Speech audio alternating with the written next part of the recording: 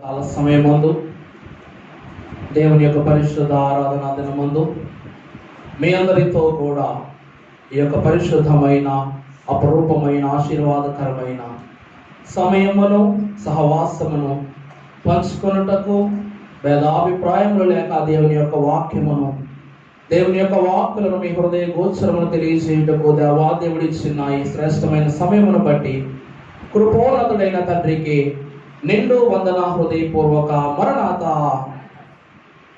ప్రభువునందు ప్రియ విశ్వాసులారా, దేవుని యొక్క వాక్యమును బట్టి గత 4 వారములను బట్టి ఈస్టర్ పండుగ దినము నుండి తరువాతి దినముల వరకు, అంటే ఈస్టర్ తరువాత 40 దినములు ప్రభు యొక్క సహవాస దినములుగా, ఆ తరువాత 10 రోజులు పరిశుద్ధాత్మ కుమ్మరింపు కూటముల ఆరోహణ పండుగ దినము, తరువాత 10 రోజులు పరిశుద్ధాత్మ కుమ్మరింపు దినములుగా, ఆ తరువాతి ఆదివారము పెంతెకోస్తు పండుగ దినముగా, ఈనాడు దేవుని యొక్క దీవెనను బట్టి, దేవుని యొక్క జన్మమును బట్టి, రాకను బట్టి, జీవనమును బట్టి, మరణమును బట్టి, పునరుద్ధానమును బట్టి, ఆరోహణమును బట్టి, పరిశుద్ధాత్మ కుమ్మరింపును బట్టి ఇన్ని వాక్యాలు నేర్చుకున్నాం.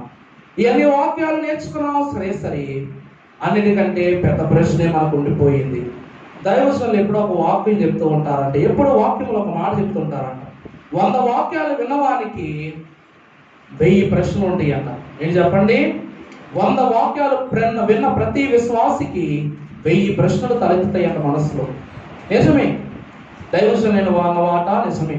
ఎందుకంటే క్రీస్తుతో ఉన్న క్రీస్తు శిష్యులైన వారు ఈ యొక్క క్రీస్తు బోధనన్నింటినీ ఆలకించి వినుటను బట్టి, బోధించడాన్ని బట్టి వారి ప్రశ్న వారు సరి చేసుకోవడం కోసం చెప్పిన ప్రతి బోధ వెనుక క్రీస్తును, ప్రభు నాకు ఈ సందేహం ఉంది, దేవా నాకు ఈ ప్రశ్నను బట్టి చిన్న సందేహం ఉందని వారు ప్రభువుని అడిగేవారు. ఈరోజు కూడా అంతే. మనం బోధించే వాక్యము 100 మందికి అర్థం కాకపోయినా ఒకరికి అర్థం అవ్వచ్చు, ఖచ్చితంగా ఒకరికి అర్థం అవుతుంది. కానీ మరి మిగిలిన 99 వారి పరిస్థితి ఏం చెప్పండి? అందుకట వారు ఏం చేస్తారు? దైవజనుల దగ్గర, లేకపోతే వాక్యమును క్లుప్తముగా చదివో, లేకపోతే వాక్యములకు సంబంధించి చరిత్ర అర్థం చేసుకునో, లేకపోతే వేరే బోధల ద్వారా ఏం చేస్తాం? ఈ వాక్యాన్ని సరి చేసుకుంటాం, అర్థం చేసుకుంటాం.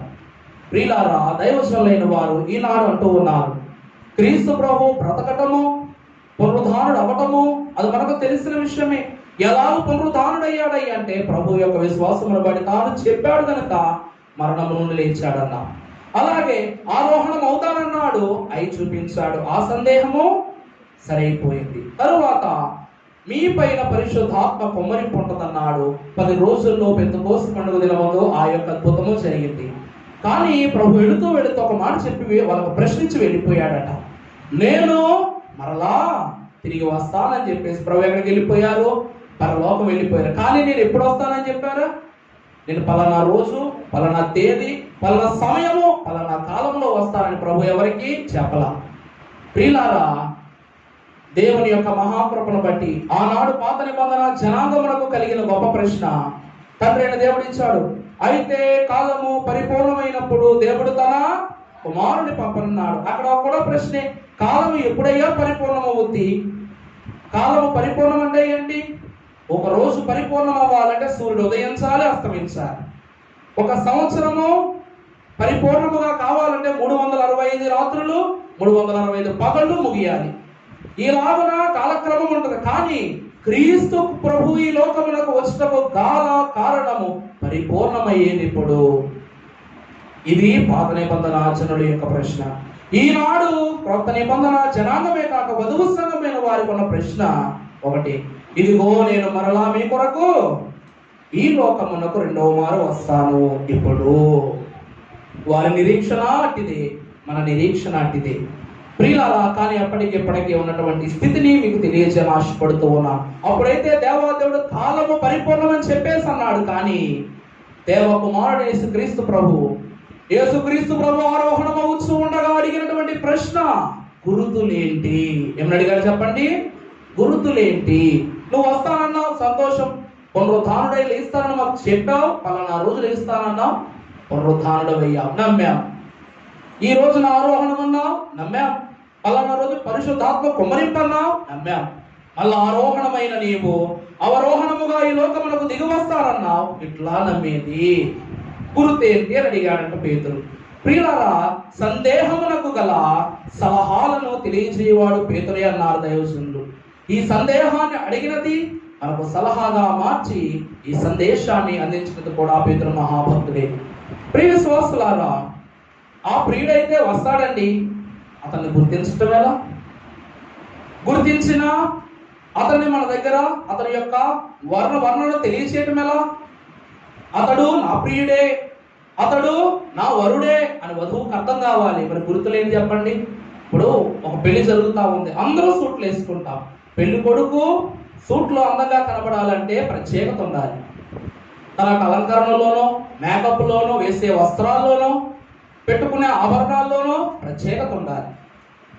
లేకపోతే తండ్రి అలాగే తయారయ్యి, తమ్ముడు అలాగే తయారయ్యి, చుట్టుపక్కల ఉన్న మిత్రులు అందరిలాగే తయారైతే ఎలా గుర్తుపట్టద్ది? అలాగున ఈ రోజు కూడా ఈ వరుని గుర్తించుటకు దేవదేవుడు మనకి యొక్క సందేశం అందించారు. దైవజనులు ఈ వాక్యమునకు పెట్టినటువంటి పేరు గురుతింపగల వరుని యొక్క తేజస్సు. ఏంటి చెప్పండి?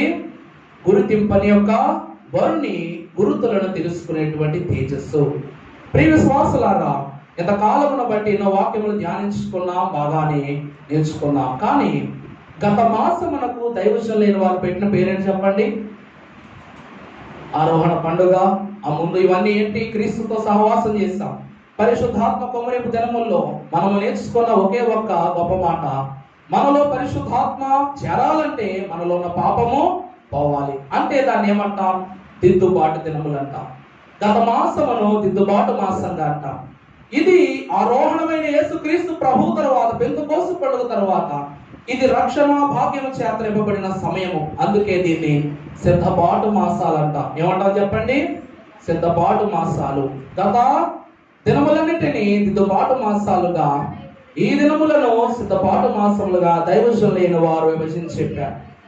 ప్రియ విశ్వాసులారా, దేవుని యొక్క వాక్యమును బట్టి, దేవుని యొక్క వాక్య వివరమును బట్టి మనం ధ్యానం చేసుకున్నట్లయితే ఇనేటి దిన వాక్యమును ధ్యానం చేసుకుందాం. పరమగీత గ్రంథము 2వ అధ్యాయము 8వ వచనం చదువుకుందాము.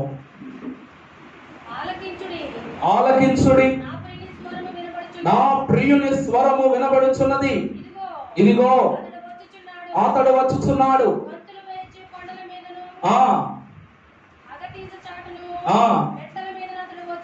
చాలండి. అక్కడ మొదటి భాగం ఒకసారి చదవండి. ఆలకించుడి, నా ప్రియుని స్వరము వినబడుచు ఉన్నది. ఎవరట? నా ప్రియుడు వచ్చుచూ ఉన్నాడు. ప్రియ విశ్వాసులారా, ఆ ప్రియుని యొక్క స్వరము వినబడుతూ ఉంది. మనకు వాక్యంలో బాగా తెలిసినటువంటి ఒక చిన్ని వచనము, నా గొర్రెలు నా స్వరమును వినును. ఆయన మన కాపరి, ఆయన స్వరం మనం వింటాం. కానీ ఇక్కడ అంక వేరే, ఆలోచన వేరే, భేదము వేరే, వరస వేరే. ఇప్పుడు మనం ఆయన గొర్రెలము కాదు, రక్షింపబడ్డాము, గొర్రెలము. ఇప్పుడు సంఘము. ఇప్పుడు ఈ సంఘము ఏ సంఘము? వధువు సంఘము. ఆ వరుని రాక కోసం ఎదురు చూస్తా ఉంది కనుక ఇక్కడ ఏమంటూ ఉన్నాడు? పరమగీతంలో సొలొమోను భక్తుడు ఏమని తెలియజేస్తున్నాడు? ఆలకించుడి, నా ప్రియుని స్వరము వినబడుచు ఉన్నది. ప్రియ దేవుని సంఘమా, ప్రియ విశ్వాసులారా, మీకు ఒక చిన్న వృత్తాంతపు కథ చెప్తాను. ఒక కార్లు తయారు చేసే కంపెనీ ఉందంట. అంటే ప్రారంభం అనుకోండి, ఈ యొక్క ప్రపంచంలోనే ప్రారంభ సమయంలో కార్లు అప్పుడప్పుడే వస్తున్నాయి, మార్కెట్లోకి వస్తున్నాయి. ఒక వ్యక్తట చాలా కాయ కష్టం చేసుకుని ఎలాగైనా కారు కొనుక్కోవాలి, తన తోటి మిత్రులందరూ కొనుక్కుంటున్నారని ఇతను కూడా కారు కొనుక్కోవాలని కూడబెట్టుకున్న డబ్బులు నెడుతో కారు కొనుక్కున్నాడంట. కొనుక్కొని ఆ కారుని బయటికి ఎలా తీసుకొస్తారు అంటే అతనికి డ్రైవింగ్ రాదు, మొట్టమొదటి కాబట్టి డ్రైవింగ్ సరిగా రాదు. కారు అయితే కొనుక్కోవాలని ఆశ ఉంది. వారు ఆ షోరూమ్లోంచి కారు ఎలా బయటికి తీసుకొస్తారో చూస్తుంటే తోస్తున్నాడు అనమాట. ఒకడు, ఇద్దరు ముగ్గురు ఆ కారుని మెల్లగా బయటికి తోసుకొస్తున్నారు. బహుశా ఇలాగేనేమో కారు తోలేదనుకున్నాడు. తోలాక వచ్చాక మొత్తం కొనుక్కొని దగ్గర పెట్టుకున్నాడు. దగ్గర పెట్టుకుని ఎప్పుడైనా బయటికి వెళ్ళాలనుకుంటే కారు వెంటనే వెనకాలకి వెళ్ళిపోయి తొయ్యడం మొదలెట్టాడంట. కొంచెం పక్క వెళ్ళిపోయిందంట, ఆ పక్క వెళ్ళి ఆపేవాడంట. ఇలాగ ఏమైపోయిందంటే అతని పరిస్థితి, కారు ఇలాగే నడపాలేమో. కానీ మీరేమనుకుంటారో, అయ్యగారు మీరు భలే చెప్తారు, మరి పొద్దుగా జనాలు ఇలా కూడా ఉంటారా ఏంటంటే, ప్రియులారా కొంతమంది ఉంటారు, ఉండక మానరు. అప్పుడు తన మిత్రులైన వాళ్ళు ఒకరు చూస్తున్నారంట, ఏమిరా కారులో ఇంజిన్ ఏమన్నా పోయిందా, లేకపోతే చక్రాలకి ఏమన్నా ప్యాచ్ పడిందంటే తోసుకుని వెళ్తున్నావు ఏంటంటే, షోరూంలో కొన్నప్పుడు నా కార్ని ఇలాగే దించారు బయటికి, ఇలాగే దించారు అని బయటకు వచ్చాక వెళ్ళటం వరకు చూశాను కానీ ఎలా పంపుతున్నారో నాకైతే అర్థం కాలేదు. అందువలన ఇతను ఏమంటూ ఉన్నాడు చెప్పండి, కారు ఇలాగేనేమో నడపడం అని అనుకున్నాడంట. అప్పుడు ఆ మిత్రుడు లోపలికి వెళ్ళి ఆ ఇగ్నిషన్ స్టార్ట్ చేసి ఏం చేశాడంటే, ఈ కారు ఇలాగని చెప్పేసి ఇది యాక్సిలరేటర్ ఇస్తే ముందరికి వెళ్దాన్ని తీసి చూపించాడంట. ఓరి నాయన, నువ్వు చెప్పకపోయింటే నేను చచ్చేంత వరకు ఈ కారుని ఎలా తోస్తాను, ఇలాగే తోస్తూ ఉండేవాడు అని చెప్పేసి అన్నాడంట. ప్రియ దేవుని బిడ్డలారా, సహవాసమునకును మహిమ గల దేవుని యొక్క దీక్షకును పాత్రులమైన మనము, యేసుక్రీస్తు ప్రభు యొక్క బిడ్డలమైన మేము ఈనాడు మనము చేయించిన పని ఏంటో చెప్పమంటారా? దేవుని వాక్యము సెలవిస్తూ ఉన్న ఆది కాండమునందు హానోకు తన విశ్వాసము చేత దేవునితో కొనిపోబడెను. దేని చేత? విశ్వాసము చేత దేవుని చేత కొనిపోబడెను. అంటే ఇతని యొక్క విశ్వాసము దేవుని చేత, అంటే విశ్వాసం ఇతను మోసుకుని దేవుని దగ్గరికి తీసుకెళ్లిపోయింది. ఈ మాట నిజమా కాదా? కానీ అబ్రహాము కడకు వచ్చేసరికి ఎలాగంటే, అబ్రహాము ఎంత విశ్వాసము చూపించినా అబ్రహాముకి ఇల్లు లేదు, అబ్రహాముకు ఇల్లు లేదు, 2 సంతానం లేదు, అబ్రహాముకు సంతోషం లేదు, దాసితో కన్న బిడ్డ వల్ల సంతోషం లేదు, సుఖము లేదు, బాధలే బాధలే బాధలే, ఇవే చెప్తా ఉన్నా. అంతటి విశ్వాసము కలిగినటువంటి హానోకు దేవుని యొక్క విశ్వాసం అనమాట, ఆ విశ్వాసమే దేవుని దగ్గరికి తీసుకెళ్లిపోయిందని ఒక వాక్యం చెప్తా ఉంది. అబ్రహాము దేవుని పట్ల విశ్వాసము కలిగి తన యొక్క మహిమను పొందుకున్న వాడే సంతానము లేక, గృహము లేక, దాసి యొక్క కుమారుని వల్ల బాధను పొందిన వాడే జీవిస్తూ ఉన్నాడని అదే వాక్యం చెప్తావు. అంటే ఇప్పుడు ఇక్కడ చూసినట్లయితే ఇక్కడ ఉన్నటువంటి కారు కొనుక్కున్నోడికి అబ్రహాముకి పెద్ద తేడా లేదు. ఆ కారు నడపడం ఎలాగో చెప్పిన తన ఫ్రెండ్కి హానోకి పెద్ద తేడా లేదు. ఏ విశ్వాసము వలనైతే మనము ఆ విశ్వాసం ఎక్కి వెళ్ళే స్థితిలో ఉన్నామో, అది కాక ఈరోజు విశ్వాసాన్ని ఏం చేస్తున్నాం, మనం నెట్టుకుని వెళ్తున్నాం ముందరకి. నిజమా కాదా? అను అంత డబ్బులు పెట్టి అంత ప్రయాసపడి కొనుక్కున్నాడు, అంత ఇష్టంగా కొనుక్కున్నాడు ఆ కారు, ఏం చేస్తున్నాడు, దాన్ని నెట్టుతా ఉన్నాడు అన్నమాట. అందులో పెట్రోల్ ఉండదా, ఇంజిన్ ఉండదా, కానీ దాన్ని ఏం చేయాలి, ఆ విశ్వాసమును ఎలా దగ్గర పెట్టుకోవాలో తెలియక, భద్రపరచుకోవాలో తెలియక గీత కూడా పడ్డట్టుగా తోసుకెళ్తున్నాడు. కానీ హానోకు ఏం చేశాడు చెప్పండి, అంతటి చెడు దినములలో కూడా, అంతటి పాపపు దినములలో కూడా తన విశ్వాసమును కాపాడుకున్న వాడే సరి అయిన రీతిగా దేవుని ఉపయోగించుకొని దేవుని చేత కొనిపోబడ్డాడు. ప్రియులారా, అందుకే దైవజనులు అన్నారు ఒకటే మాట, ఏ విశ్వాసము వలనైతే క్రీస్తుకు ఇష్టలుగా మార్చబడుతూ ఉన్నామో అట్టి విశ్వాసమును కాపాడుకోలేక దాన్ని భద్రపరుచుకునే క్రమములో పడి క్రీస్తు ప్రేమను వదులుకుంటూ ఉన్నామన్నారు. నిజమా కాదా?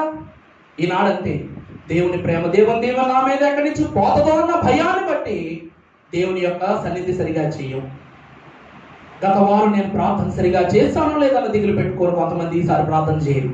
గత వారం బైబిల్లో చిన్న చిన్న తప్పులు చదివామని ఒకరు, ఆనాడు తప్పులు చదివామని ఈ రోజు కూడా తప్పులు చదువుతానేమోనని బైబిల్ చదవకుండా ఉండేవారు కొంతమంది ఉంటారు. గత వారము నాకు పాట సరిగా పాడటం రాలేదు, ఈసారి కూడా నేను పాడితే అలాగే పాడితే నన్ను చూసి నవ్వుతారేమో కొంతమంది ఏం చేస్తారు, పాట పాడమని. అంటే ఏ విశ్వాసం అయితే మొదటిలో నీలో నీ ఆ స్థిరత్వాన్ని రేగొట్టిందో, ఈ రోజు ఆ విశ్వాసాన్ని బట్టి నువ్వు జీవించకపోగా ఆ విశ్వాసాన్ని కూడా భ్రష్టుదారి పట్టిస్తూ ఉన్నా. ప్రియులారా, ఇంకొక కథ ఏమిటంటే, ఎంత విన్నా, ఒక రోజట ఒక గొప్ప ఉద్యోగస్తుడు తన ఉద్యోగాన్ని కోల్పోయాడట. కోల్పోయి బాధపడుతూ ఉన్నాడు. అప్పుడు దైవజనులు దేవదాసయ్య గారి యొక్క శిష్యుల్లో ఒకరైనటువంటి వారు అయ్యగారు పంపింపగా సువార్త చేయడానికి వెళ్ళారట. సువార్త చేయడానికి వెళితే ఎలాగైతే అలాగా, అప్పట్లో విగ్రహారాధకులు ఎక్కువ కనుక, క్రీస్తు సేవ తక్కువ కనుక ఇతడు ఏం చేశాడంటే కొత్త టెక్నిక్ వాడాడంట. ఆ వీధిలోకి వెళ్ళి బుర్రలు బాగు చేస్తాం బాబు, బుర్రలు బాగు చేస్తాం అన్నాడంట. ఏం బాగు చేస్తాడంట? బుర్రలు బాగు చేస్తాడంట. మళ్ళా అన్నాడంట, ఈ వీధిలో వాళ్ళందరూ వింతగా చూస్తున్నారు, ఏందిరా ఇది టీవీలు బాగు చేసేవాళ్ళని చూసాం, ఫ్రిడ్జ్లు బాగు చేసేవాళ్ళని చూసాం, బళ్ళు బాగు చేసేవాళ్ళని చూసాం. ఈయన ఏదో పెద్ద డాక్టర్ అనకుండా ఇదంతా తిరుగుతున్నట్టుగా బుర్రలు బాగు చేస్తాం అంటే తిరిగాడంట. తిరుగుతా ఉంటే ఆల్రెడీ ఉద్యోగం కోల్పోయి ఒక వ్యక్తి ఉన్నాడు అక్కడ. ఏమంటూ ఉన్నాడంటే ఈ మాట విన్నాడు, బుర్రలు బాగు చేస్తామన్న మాట విన్నాడు.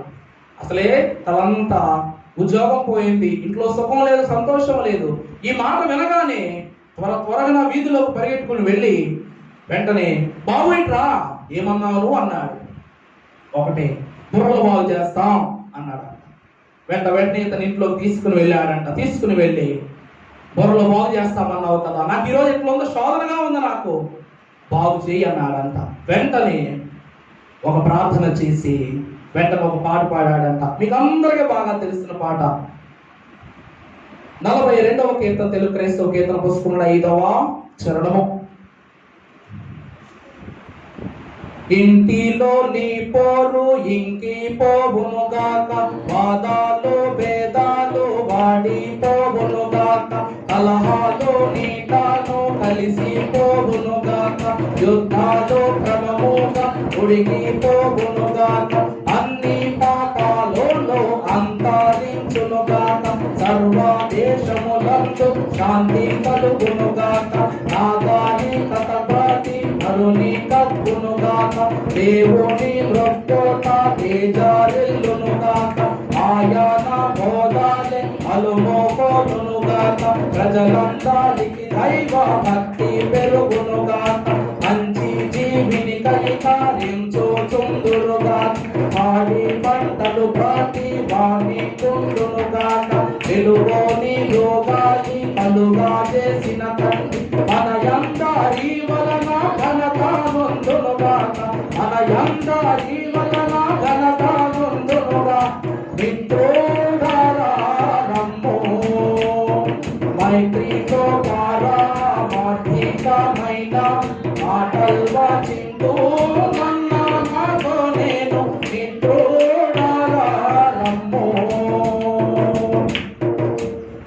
ఈ చరణం పాడాడంట.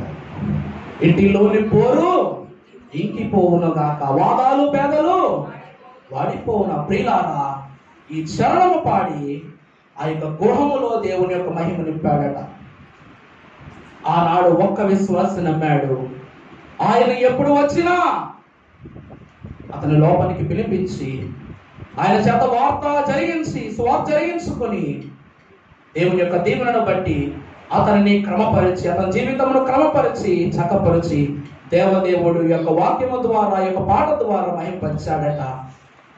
కొంతకాలం తర్వాత దైవజనుల గురించి తెలుసుకునేతాడు. అంతా జీవితము సరైపోయింది. సరైపోయిన అతను వెళ్ళాడట అయ్యగారి దగ్గరికి, బేతేలు గృహం దగ్గరికి వెళ్ళి అన్నాడట. ఏమని? అయ్యగారు, నేను అప్పటి నుండి చాలా బాగున్నా. దేవుడు మా పట్ల మీరు చెప్పిన సన్నిధి క్రమమును పాటిస్తూ ఉన్నాను, దేవుని యొక్క బోధలు వింటూ ఉన్నాను, సన్నిధి చేసుకుంటూ ఉన్నాను, అన్నీ బాగున్నాయి, నాకు క్రమము తప్పకుండా చేసుకుంటున్నానన్న. ఈరోజు నాకు లోటు లేదు, కష్టం లేదు, బాధ లేదు. నన్ను చూసి ఇంకొక 10 మంది కూడా ఏమైపోయారు? స్థిరులుగా దేవుల్లో సాగిపోతూ ఉన్నారు. నేను మీకు ఏదైనా చేయాలనుకున్నా, అయ్యగారు మీ పేరు మీదగా నేను ఒక భవనం కట్టిస్తానన్నాడంట. ఏం చెప్పండి? మీ పేరు మీదగా నేను ఒక భవనం కట్టిస్తానన్నాడంట.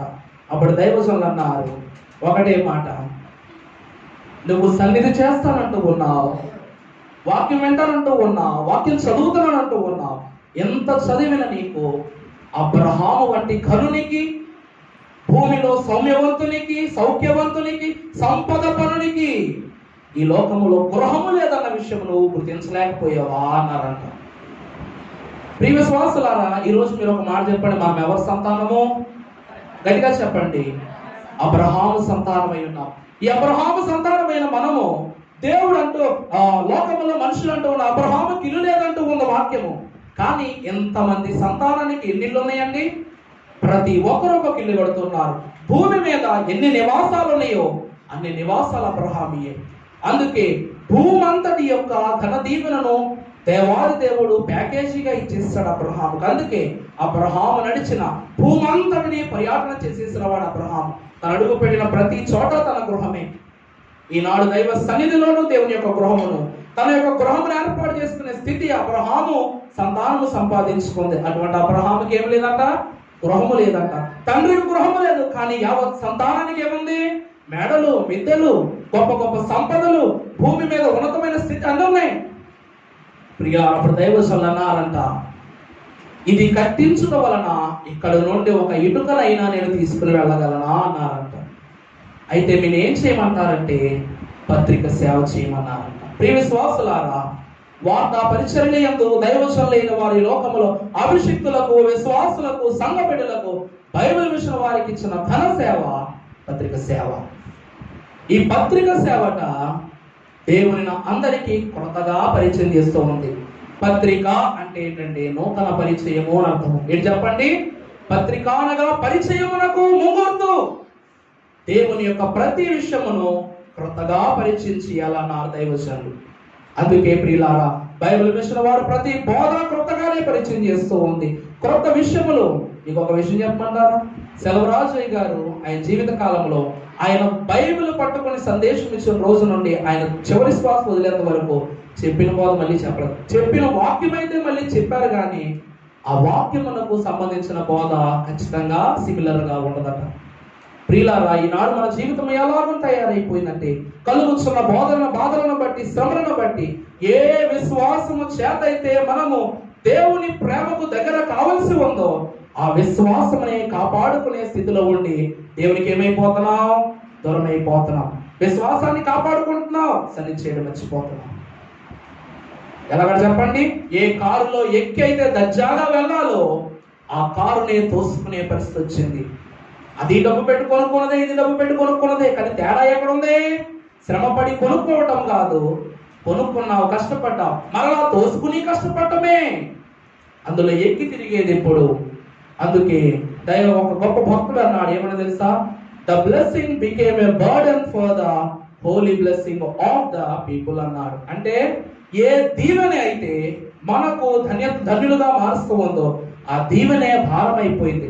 ద బ్లెస్సింగ్ బికేమ్ బర్డెన్ అంటే ఏంటి చెప్పండి? దీవెన ఈరోజు బరువు అయిపోయింది. ఇక్కడ చూసారా, ఈనాడు క్రీస్తు బిడ్డలుగా ఉండి గురుతు, ఎవరిని గురుతు? క్రీస్తును గుర్తించబోతున్న మనకు కూడా నా వరుడు ఇలా ఉంటాడు, నా వరుడు అట్లా ఉంటాడు, నా వరుడు అలాగుంటాడు, నా వరుని యొక్క ఎత్తెంత, దేహం ఇలా ఉంటుంది, కన్నులు ఇలా ఉంటాయి, చెక్కిళ్ళు ఇలా ఉంటాయి అని గుర్తించలేని స్థితిలో మనం ఏం చేస్తా ఉన్నాం? ఆయనను గురించి తెలిసియో కూడా, ఆయన గురించి ఆయన మహిమ తెలిసియో కూడా మనం ఏమైపోయాం చెప్పండి? దేవుని యొక్క మహిమకు దూరం అయిపోతూ ఉన్నాం. ప్రియులారా, మీరే చూసుకోండి, జ్ఞాపకం చేసుకోండి.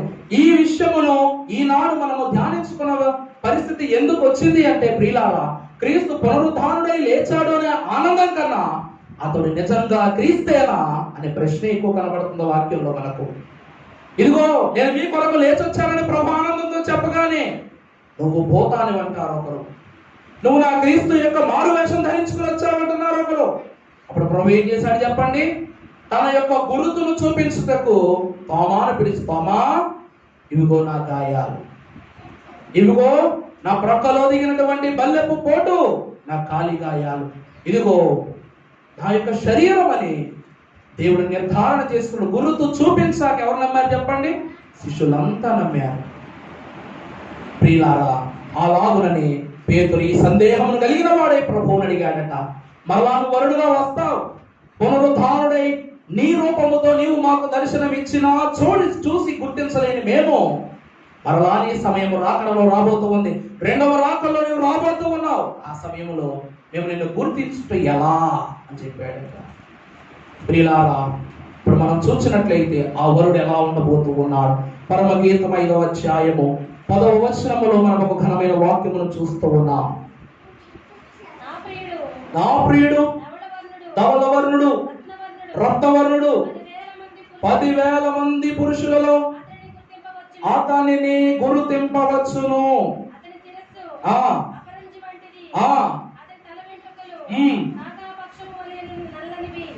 చాలండి ప్రియులారా, దైవజనుని వాక్యమును బట్టి ఒక పాట చెప్తారు. గురుతింపగవా చును 10,000 పురుషులలో నవ దారుండతడు శిల బంగారము పురులు నొప్పులుగా, శిరము బంగారము పురులు నొప్పులుగా, ఎరయువాడతడే నా ప్రియుడు నా హితుడు, ఎరయువాడతడే నా ప్రియుడు నా హితుడు. ప్రియుని గంగని ప్రియుని విశేషము వేది, మణి సొంగరి కోరితి నింకను వెలుపుము, సుందరి కోరితి నింకను వెలుపుము. ప్రియుని గన్నని ప్రియుని విశేషము వేది, యెరూషలేముకో మార్తెలారని వరుడు క్రీస్తు కనబడిన ఎడల, మీ కొరకైవా తురునని చెప్పి కొరకైవాతో నను వరువేటి తిరిగి మోచిల్లెనని వ్యక్తపరచెను, తిరిగి మోచిల్లెనని వ్యక్తపరచెను. ప్రియుని గన్నని ప్రియుని విశేషము వేది, ఇతడా గురుతింపగవా చును 10,000లో గురుతింపగల నవధారుణ్ణతడు. ఎవరు చెప్పండి? వాక్యం ఏమని చెప్తూ ఉంది? నా ప్రియుడు ధవలవర్ణుడు రత్నవర్ణుడు 10,000 మంది పురుషులలో నైనను అతనిని గురుతింపవచ్చును. ప్రియ విశ్వాసులారా, దేవుని యొక్క ముఖవచస్సును తన యొక్క రూపమును పరమ గీతమునందు సొలొమోను భక్తుడు ఎంతో క్లుప్తముగా రచించిన వాడై ఉన్నాడు. ప్రియ విశ్వాసులారా, ఆయన యొక్క జీవన విధానమును బట్టి, శైలిని బట్టి, సాధనను బట్టి, ఆయన వచ్చుచున్న సమయమును బట్టి ఆయనను గుర్తింపగల. ఈ లోకములో నేను వస్తాను అన్న మాటకు దేవదేవుడు ఏ సమాధానం చెప్పలా, ఏ రోజు వస్తావంటే సమాధానం చెప్పలా. కానీ నిన్ను ఎలా గుర్తించటము? ఎందుకంటే ప్రియులారా, 7 ఏళ్ల శ్రమ కాలమందు ఒకడు వస్తూ ఉన్నాడు, నేనే క్రీస్తును, నేనే బాధకుడను, నేనే రక్షకుడును అని మారు వేషం మీద ఒకడు వస్తాడు, మమ్మల్ని మోసగిస్తాడు. ప్రియులారా, ఈ విషయములన్నిటినీ జాగ్రత్తగా సంగ్రహించుకున్న గొప్ప వ్యక్తులు ఎవరు? యోహాను భక్తుడు, పేతురు. ఇతనికి ఉన్నటువంటి దైవిక జ్ఞానము, ఆత్మీయ మహిమ ఎటువంటిదంటే 7 ఏళ్ల శ్రమల కాలం వరకు ఆ మహిమను చూసేశారు. దేవుడు అంటూ ఉన్నాడు, నా వలె ఒకడు వస్తాడు, మిమ్మల్ని మోసగిస్తాడన్న. అందును బట్టి నిన్ను ఎట్లా గుర్తించటము? 10,000 మందిలో కూడా మీరు గుర్తించవచ్చు. ఎలా గుర్తించడం చెప్పండి? 10,000 మందిలో గుర్తించడం సులువే. ఇప్పుడు అలాగనే సాతాను మరలా వేషం వేసుకుని వస్తాడు. ఇలాగే ధవలవర్ణుల్లో వస్తాడు, రత్నవర్ణుల్లో వస్తాడు. దేవుని ప్రక్కనే ఉండి అన్ని విషయాలు తెలుసుకున్నటువంటి సాతానుకు ప్రభు యొక్క వేషాన్ని తెలుసుకోవడం పెద్ద కష్టమని నేను అనుకోవడం లేదు. కానీ విశ్వాసముతో నిండిన క్రీస్తు బిడ్డలకు ఇందాక విన్నట్లుగా విశ్వాసమును బట్టి ఏ హానోకైతే కొనిపోబడ్డాడో ఆ విశ్వాసమును కాపాడుకున్నట్టు అబ్రహాము ఈ లోకమును స్థిరమైపోవలసి వచ్చింది. ప్రియులారా, అబ్రహాము తక్కువవాడా? హానోకు రాని బిరుదు అబ్రహాముకు వచ్చింది. ఏమిటది? ఏమిటో చెప్పండి? విశ్వాసమునకు తండ్రి, విశ్వాసమునకు కర్తగా ఈ యొక్క అబ్రహామును ఏం చేశాడు చెప్పండి? మనందరికి నీ తండ్రిగాను విశ్వాసమునకు కర్త అయిన తండ్రి నేను నియమించిన వాడై ఉన్నాడు. కానీ అతనికి రాని ధన్యత తనకు వచ్చింది. ప్రియులారా, నేడు దేవుని దీవెన బట్టి తెలియజేస్తూ ఉన్నాము, ఈ దినములన్నీ హానోకు దినముల వంటివి. ఏ దినములు చెప్పండి? హానోకు దినముల వంటివి. ఏ యొక్క మహిమ కలిగినటువంటి కార్యము ఈ లోకములో నశించిపోయిందో, ఆదాము సమయములో శపింపబడిన నేల అబ్రహాము సమయంలో మళ్ళా స్థిరపరచబడింది. ఏ జనులైతే ప్రభు చేత దూషింపబడ్డారో ఆ యొక్క జనులు ప్రభువులకు ఇష్టలుగా మార్చబడింది అబ్రహాము వల్ల. కానీ ఆ దినములని క్రమక్రమముగా ఏమైపోయినాయి? మరలా కాలగమనములో కలిసిపోయాయి. మరలా నోవహు కాలం చెడు దినములు వచ్చేసాయి. అందుకే ఇదే దినములు అంత్య దినములు, అపాయకరమైన కాలములు. ఇందులో మరలా మనము జీవిస్తూ ఉన్నాం. ఇక్కడ ఎవరైతే హానోకు వలె తన విశ్వాసమును కాపాడుకొనుచు ప్రభువు పట్ల ఆశ కలిగి ఉంటారో వారికే పరలోకపు మహిమ. వారే ప్రభువును గుర్తించగలరు. ప్రియులారా, అంత్య దినములు గనుక, పాపపు దినములు గనుక హానోకు దగ్గరకు ప్రభు వేషంలో సాతాను వచ్చి, నేనే ప్రభు నేను పరలోకం తీసుకెళ్తానంటే హానోకు వెళ్ళిపోవచ్చునుగా. చేయాలా చేయొద్దా? ఖచ్చితంగా చేస్తాడు. అంతమందిలో ఇతడొక్కడు మంచోళ్ళ కనిపిస్తున్నాడు, ఇతడొక్కడు విశ్వాసులా కనిపిస్తున్నాడు. సాతాను పనేంటి? విశ్వాసం పడేయటమే. కానీ అటువంటి ప్రయత్నము సాతాను చేసిన తన యొక్క లోపమును గుర్తించగల ఘనభక్తి పరుడే ఎవరు చెప్పండి? హానోకు. ఈనాడు దైవజనులైన వారు తెలియజేస్తూ ఉన్నారు, గుర్తించే స్వభావము కలిగిన వారికి ఘన విశ్వాసం ఉంటదట. ఏం చెప్పండి? ఏమనుకుంటూ ఉన్నా ఓ పాట ఉంటది, మీకు బాగా తెలిసింది. గుర్తించినావా గురుతోల వరోసా, గుర్తించినావా గురుతోల వరోని, గుర్తించినావా గురుతోల వరోసా, గుర్తించినావా గురుతోల వరోని, నీవు కదీయగా సరు కదీయగా వర వరగా సేతపరో, సరు కదీయగా వర వరగా సేతపరో, ఏ ఘడియలో ఏ గంటలో ఏ సయ్యావచోనో.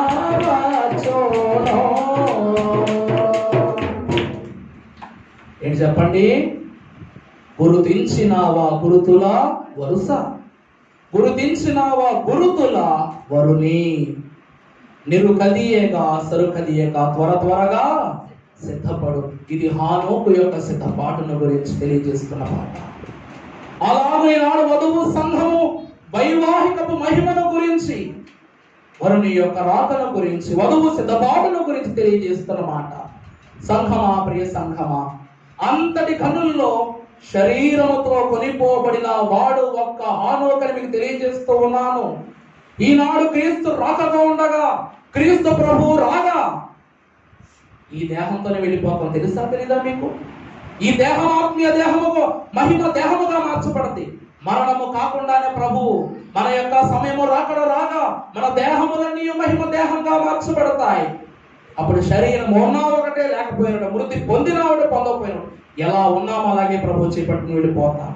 ఆ హానోకు కూడా అలాగే వెళ్ళిపోయాడు. ఆ వరుని కొరకు చూశాడు. ప్రభు వచ్చిన మహిమ దేహమును కలిగిన వాడే. అందరూ అనుకుంటాం హానోకు ఎట్లా వెళ్ళిపోయాడు? శరీరంతో ఎలా వెళ్ళిపోయాడు? మనం వెళ్ళమా? రేపు ప్రభు రాకడ సమయం రాగా, ప్రభు మనము ఉన్న సిద్ధపాటును బట్టి వరుడు రాగా సిద్ధపడి ఉన్న వధువు ఎలాగుంటే అలా వెళ్ళిపోద్దట. నువ్వు చనిపోలేదు, నీకు శరీరం ఉందని ప్రభు ఆపేస్తాడా? ఆపడో. నీ దేహమును మహిమ దేహంగా మారుస్తూ ఉన్నా. ప్రియ విశ్వాసులారా, ఘన సూచనకు మొట్టమొదటి విశ్వాసపు గురుతులు తెలియజేసిన ఘన భక్తుడే హానోకుగా కనబడుతూ ఉన్నాడు. అతని వలె అతని పోలే జీవించిన ఎడల వధువు సంఘపు సిద్ధపాటుకు ధనులుగా మనం ఏమోగలం? ఆరోహణము కాగలము.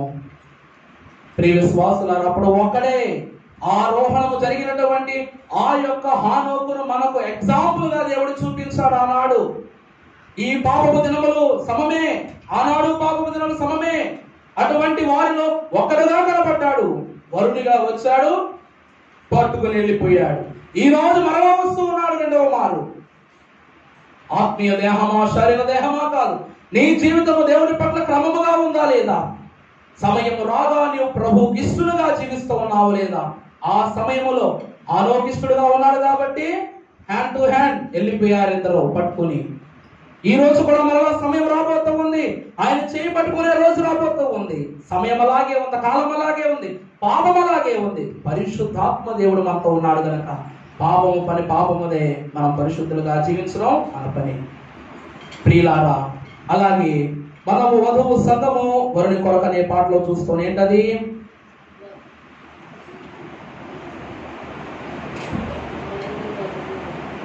ఒకసారి తీయండి ఆ పాట. వధువు సంఘము వరుని కొరకు ఎదురు చూస్తున్నది. గురుతులను ప్రవచనములను గురుతులను ప్రవచనములను గుణించుచున్నది సారిగాను నవిరేటో ననుచు సారిగాను నవిరేటో ననుచు ముడియుచోనే యోనది తరచు తరచను చోనది సరియే సరియను చోనది వధువు సంగము వరుని కొరకు ఎదురు చూచున్నది. ఈనాడు మనము గుర్తులు తెలుసుకున్నాం, ప్రవచనములను ఫాలో అవుతూ ఉన్నాం, రాక గురించి తెలిసిన వారమై ఉన్నాం, గుణించుకుంటూ ఉన్నాం. అన్నిటిని ఏం చేస్తాం చెప్పండి?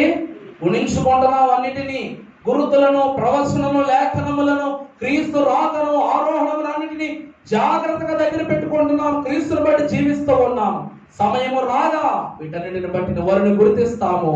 గుర్తించిన వారిని యొక్క చేయి పట్టుకుని ఆరోహణమైపోతాం. ప్రియులారా, దేవుని యొక్క వాక్యమును బట్టి మనము ఎన్ని విషయములు ధ్యానించుకున్నా తెలుసుకున్నా, పెళ్లి కొడుకుకి పెళ్లి కూతురికి ఇద్దరిద్దరు ఫోటోలు చూపించకుండా డైరెక్ట్ గా పెళ్లిలోనే చూపిస్తామంటే పెళ్లి కొడుకు తండ్రిని కూడా పెళ్లి కొడుకు అనుకుంటారు.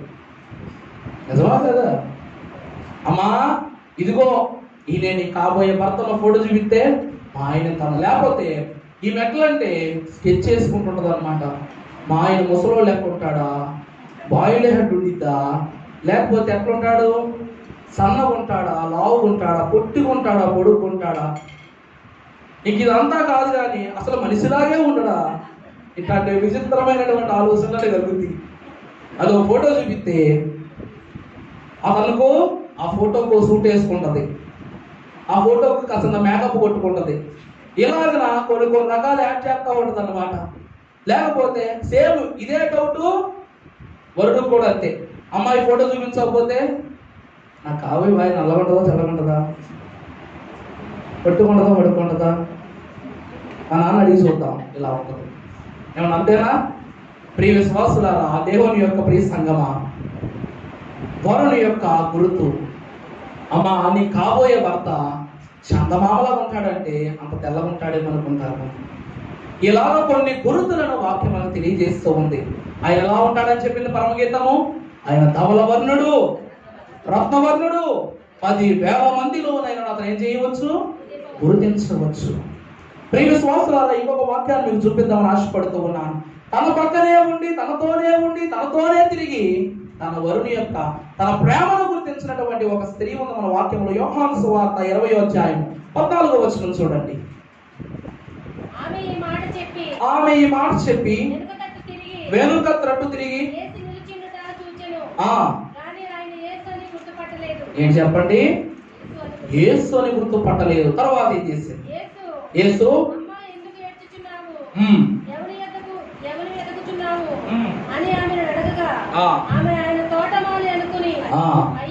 అయ్యా చూసారా, చాలా ఆయనే మోసుకెళ్ళిపోయాడు అన్నట్టు ప్రశాంత కన్ఫ్యూజన్ లో ఉంది. ఎవరో నాకు తెలియదు. మరియు ప్రియులారా, క్రీస్తు ప్రక్కనే బ్రతికి క్రీస్తుతోనే జీవించి క్రీస్తు పాదాలను తన యొక్క కురులతో శుభ్రపరిచినదై ఉండి తన యొక్క అంతిమ యాత్రకు క్రీస్తును సిద్ధపరిచినటువంటి ఈ స్త్రీ క్రీస్తు యొక్క స్పర్శను కానీ క్రీస్తు యొక్క ఉనికిని కానీ గుర్తించలేని స్థితిలో ఉంది. ఎందుకంటే ఈ లోకమట భ్రమాలోకము. ఈ లోకం చెప్పండి, భ్రమాలోకము. క్రీస్తు పునరుద్ధానుడై వెళ్ళిపోయాక వీళ్ళకి లోకం మీద ఆలోచన పడిపోయింది, క్రీస్తు బాధ్యత మీద ఆలోచన పడిపోయింది. ఇలా ఉన్నప్పుడు పేతురును పట్టుకెళ్ళి జైల్లో పెట్టేస్తే దేవాదేవుడు తన పరిశుద్ధాత్మను పంపినప్పుడు తనను విడిపించినప్పుడు అనుకున్నాడు, కళ అనుకున్నాడు, ఇది ఒక దర్శనం అనుకున్నాడు. ఆ సంఖ్యలు విడదీయబడ్డాయి, తాను విడిపింపబడ్డాడు. సైనికులందరికీ నిద్ర వచ్చేసింది, స్పర్శ స్పృహలో లేకుండా చేస్తాడు దేవుడు. ఇదంతా చూచి కూడా ఏమనుకున్నాడు అతడు, ఓ ఇది దర్శనము, ఇది కళ అని దేవుని యొక్క కృపను, దేవుని యొక్క పనిని తానేమనుకున్నాడు చెప్పండి, జరిగి కూడా జరగనదని భ్రమపడిన వాడై ఉన్నాడు. ఈనాడు మనము కూడా అంతే. క్రీస్తు విషయమై మనము కూడా అంతే. ఈనాడు దైవజనం లేని వారు లాస్ట్లో ఒక పాట రాస్తారు, దివ్యా దేవుడు నేను దీవించును గాక, భూమి చేసిన వాడు నేను పోషించును గాక, రక్షకుండవ క్రీస్తు రక్షించను. ఆ పాట పాడినంతసేపు ఈ దీవెనలన్నీ నా కొరకే అనుకుంటాం.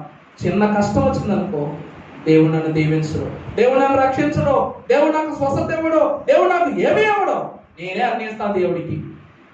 పలానా వారం నేనేం క్యానడ బియ్యం ఇచ్చాను, నా చెట్టుకు కాసిన 15 ములక్కాయలు ఇచ్చాను నేను.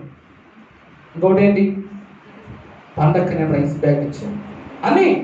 ప్రియ విశ్వాసులారా, ఒక మాట చెప్పండి, దశమ భాగం మనం ఎందుకు వేస్తాం చెప్పండి?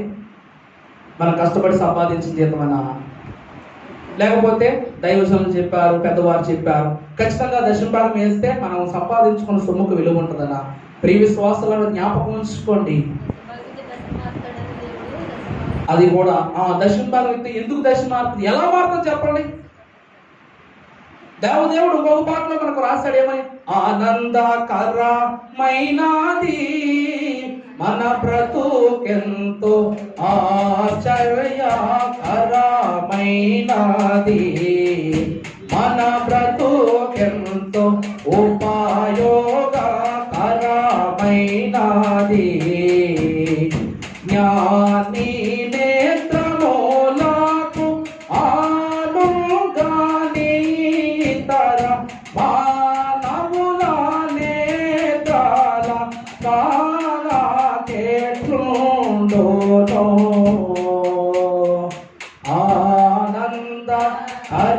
ఆనందకరమైనది మన బ్రతుకెంతో ఆశ్చర్యకరమైనది. ఏ బ్రతుకట?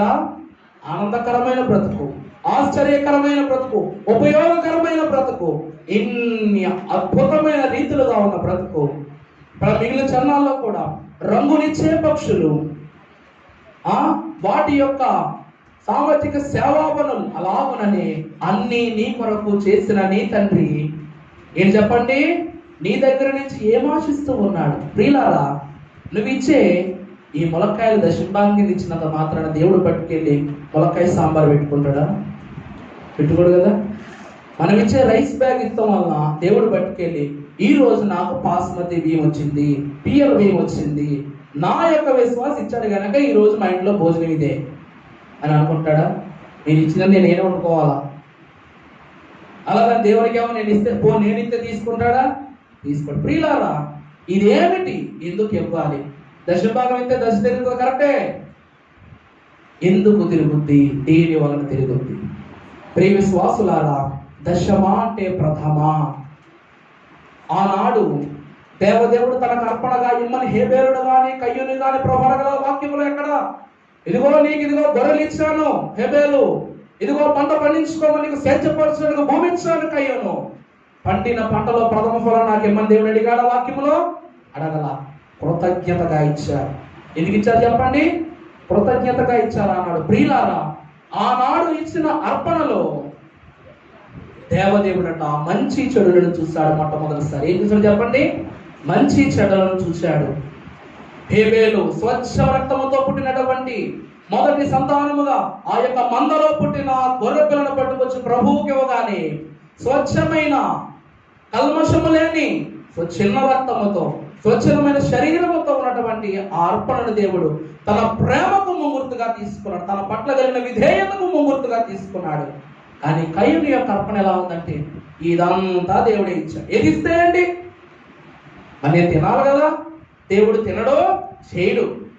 కుళ్ళిపోయి ఇస్తే ఏంటి, పాడైపోయి ఇస్తే ఏంటని ఇచ్చాడు. దేవుడు అటువైపు చూసాడు చెప్పండి. తాను తినొచ్చు, తినకపోవచ్చు, వాటిని పట్టుకెళ్ళలేకపోవచ్చు. ప్రియులారా, ఆనాడు హేబేలు ఇచ్చిన గొర్రె పిల్ల యొక్క అర్పణ అంత గొప్పది కనుక తానే గొర్రె పిల్లగా ఈ లోకమునకు ప్రాణం ఇవ్వడానికి రావాల్సింది. ఈ అర్పణలో విలువ చూసుకోండి. ఈ లోకము సృష్టి పునాదిలో దేవదేవుడు గొర్రె పిల్లను అర్పణగా తీసుకున్నాడు. అది ఎంత అద్భుతమైన అర్పణ అంటే తానే ఈ లోకమునకు బలిగా అవుటకు గల గొర్రె పిల్లగా వచ్చిన వాడై ఉన్నాడు. ఈ అర్పణకి ఎంత విలువ ఉందో చూడండి. దాన్ని అంగీకరించాడు దేవుడు. దశమ భాగము అయ్యగారు తీసుకుంటారనో, చర్చి పని కోసమనో కాదు. ప్రియులారా, దేవునికి నీ పట్ల ఎంత ప్రేమ ఉంది, దేవునికి నీ పట్ల ఉన్నటువంటి ఆశ ఎంత గొప్పది, ఇది చూపించడానికి దశమ భాగం ఇస్తాను. 100 ప్రార్థనలు చేసేవారి కన్నా, ఆనాడు సంవత్సరాల ప్రార్థన చేసేవారి కన్నా, ఈ రోజు గంట ప్రార్థన చేస్తుంటే మనకు దీవెన ఎందుకు వస్తుంది చెప్పండి? దైవజనం లేని వారు అంత ప్రార్థనని గంటలో తెచ్చేశారన్నా, ఆ గంటలో ఏనాడు లోకానికి రాలి. ప్రియ విశ్వాసులారా, మీకు గొప్ప సీక్రెట్ చెప్పనా? తల్లి అయినటువంటి మరియ కూడా గంటే ప్రార్థన చేసేదట. ఎంతసేపు చెప్పండి? గంటే ప్రార్థన చేసేదట. ఎందుకంటే తాను జీవిస్తున్న ప్రదేశము, తను ఏ ప్రదేశం చెప్పండి? మరియమ్మ గారిది ఏ ఊరు? ఏ ఊరు మరియమ్మ గారిది? నజరేతు. నజరేత్ అంటే ఏం చెప్పండి? మంచిది కాదు అని అర్థం. మరియా అంటే చేదు, అందులో ఉంది మారా. మారా ప్లస్ అమ్మ మరియమ్మ. మారా అంటే చేదు, అంటే ఈమె చేదు స్వభావం కలది, చెడు స్వభావం కలదని. నజరేత్ అంటే పాడైపోయిన స్థలము, అంటే పాడైపోయిన స్థలములో, పాడైపోయిన పేరుతో, పాడైపోయిన జనుల మధ్యలో ఈమె ఒక ఇంటిలో కూర్చొని వాళ్ళందరూ తిడతారేమో, వాళ్ళందరూ ఏమని అంటారేమోనని దేవునితో తాను చేయాలనుకున్న ప్రతి ప్రార్థన అంశాన్ని గంటలోకి కుదించి చేసిందంట.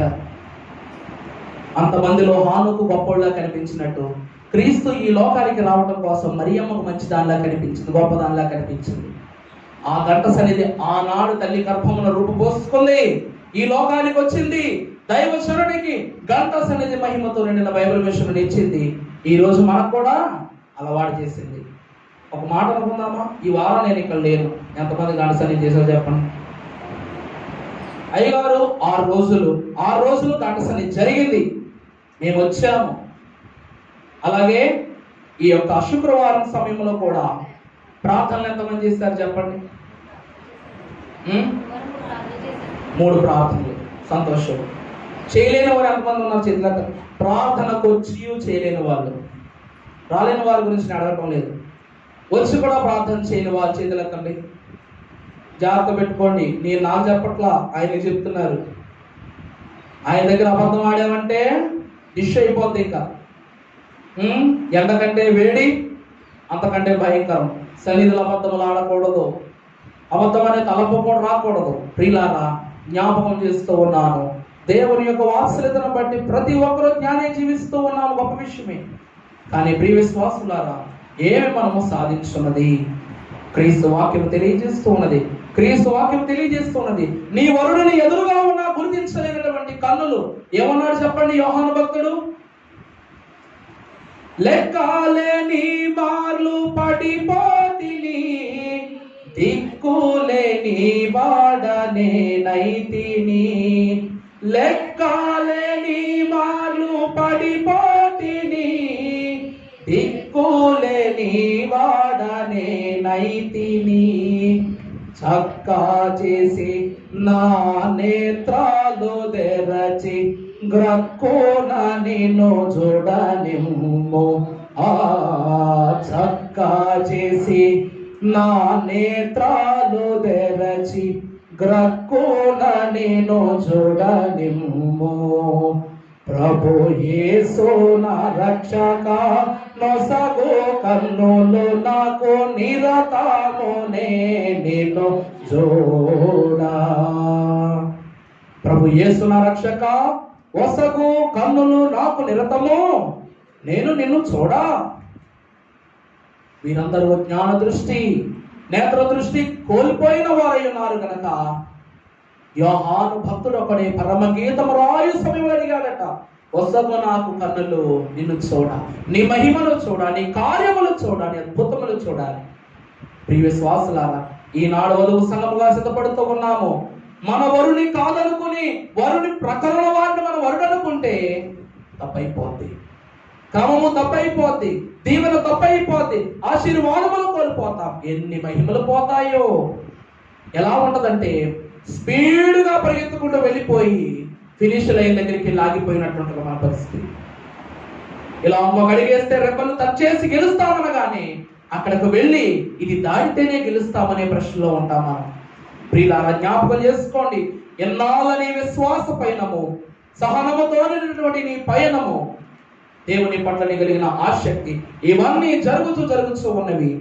ఆఖరి సమయము నీ వరునితో నీవు గగనమునకు ఎగిసే సమయం రాగా ఆయన ముట్టుకోలేకపోగా, పట్టుకోలేకపోగా, హత్తుకోలేకపోగా ఎంతటి నీ యొక్క విశ్వాస ప్రయాస ఏమైపోద్ది? వృధా. బుడిదలో పోసిన పన్నీరైపోద్ది. మీకు తెలిసిన పెద్ద సామెతది. బుడిదలో పోసిన పన్నీరైపోద్ది. ప్రియులారా, జ్ఞాపకం చేసుకోండి. గురుతో ఈనాడు మంచిని గుర్తించే స్వభావం ఇచ్చాడు దేవుడు, చెడును గుర్తించే జ్ఞానం ఇచ్చాడు. ఆయనను గుర్తించే స్వభావము, ఆయనను గుర్తించే గొప్ప తలంపు ఇచ్చాడు. సాతాను యొక్క క్రియలను గుర్తించే గొప్ప తలంపుని ఇచ్చాడు. 7 ఏళ్ల శ్రమల కాలంలో మనం ఉంటామో లేదో మనకు తెలియదు. 7 ఏళ్ల శ్రమల కాలంలో సాతాను యొక్క పనిచేస్తూ తెలియదు. కానీ ఇవన్నీ జరుగుతాయని ఆలోచించటం మానేసి, నేను నా ప్రభువుతో పరదేశంలో ఉంటాను, నేను నా ప్రభువుతో పరలోకమునకు వెళ్తాను, ఇదే బండ గుర్తయిపోవాలి, ఇదే ఆలోచన అయిపోవాలి. ఇదే సర్వం అయిపోతే 7 ఏళ్ల శ్రమ నీ కేళ్ళ కింద నుంచి వెళ్ళిపోద్ది. నువ్వు దాని మీద నుంచి వెళ్ళిపోతావు. పాపములో ఉన్న వాళ్ళు ఏమైపోతారు చెప్పండి? ఆ యొక్క శ్రమల కాలపు నరకములో పడి ఆహుతైపోతారు. ప్రియ విశ్వాసులారా, ఈ గుర్తులను జ్ఞాపకం చేసుకోండి. కన్నుల ముందు మన ప్రభువుని గుర్తించలేని స్వభావము మనకు వద్దు.